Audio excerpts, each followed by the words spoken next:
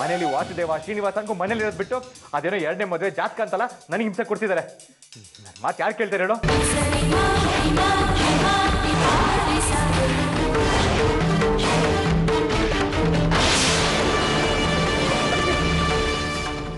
ಏನಾಗ್ತಿದೆ? ತುಂಬಾ ಸಂಕಟ ಆಗ್ತಾ ಇದೆ ರೀ.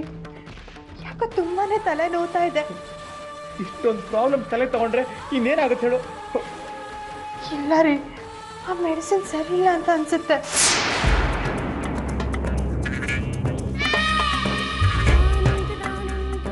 ಯಾವತ್ತೂ ಹೀಗಾಗಿರ್ಲಿಲ್ಲ.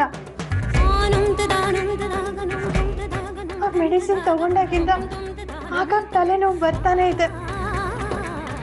ಅದು ಮಾತ್ರ ಎಫೆಕ್ಟ್ ಅಲ್ಲ, ಅಮ್ಮ ಬಂದಿಲ್ಲ ಅಂತ ಟೆನ್ಷನ್ ಮಾಡ್ಕೊಂಡಿದ್ಯಲ್ಲ ಅದ್ರ ಎಫೆಕ್ಟ್. ಕವಿತಿನ ಮನೆಗೆ ಬೇರೆ ಹೋಗಿ ಬಂದಿದ್ದೀವಿ. ನೀನು ತುಂಬ ಸುಸ್ತಾಗಿರ್ತೀಯ, ನೋಡು ರೆಸ್ಟ್ ತಗೋ, ಎಲ್ಲ ಸರಿ ಹೋಗುತ್ತೆ. ಇಲ್ಲ ರೀ, ಆ ಮೆಡಿಸಿನ್ ಇಂದಾನೇ ತಲೆನೋವು ಬಂದಿರೋದು. ಆ ಡಾಕ್ಟ್ರು ತುಂಬ ಒಳ್ಳೆಯವರು. ನೋಡು, ಅವ್ನ ಟ್ರೀಟ್ಮೆಂಟಿಂದ ತಲೆನೋವು ಬರೋಕ್ಕೆ ಸಾಧ್ಯನೇ ಇಲ್ಲ. ಇಷ್ಟೊಂದು ಟೆನ್ಷನ್ ತೊಗೊಂಡ್ರೆ ಎತ್ತವ್ರಿಗಾಗಲಿ ತಲೆನೋವು ಬರುತ್ತೆ. ನಾನು ಹೇಳೋ ಮಾತು ಸ್ವಲ್ಪ ಕೇಳು, ನೀನು ರೆಸ್ಟ್ ತಗೋ.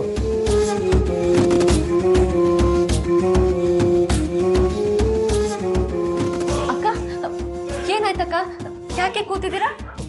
ಏನೂ ಇಲ್ಲ ಪ್ರಿಯಾ, ಅಮ್ಮ ಮನೆಗೆ ಬಂದಿಲ್ಲ ಅಂತ ತುಂಬ ಬೇಜಾರು ಮಾಡಿಕೊಂಡು ಮನ್ಸು ಕಚ್ಕೊಂಡಿದ್ದಾಳೆ. ಹೌದಾ?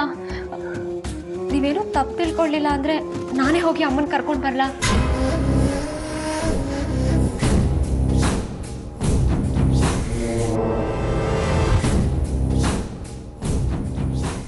ನಾನು ಲಕ್ಷ್ಮಿ ಅಷ್ಟು ಕರೆದ್ರೂ ಬರಲಿಲ್ಲ, ನೀನು ಕರೆದೇ ಬಂದ್ಬಿಡ್ತಾರಾ?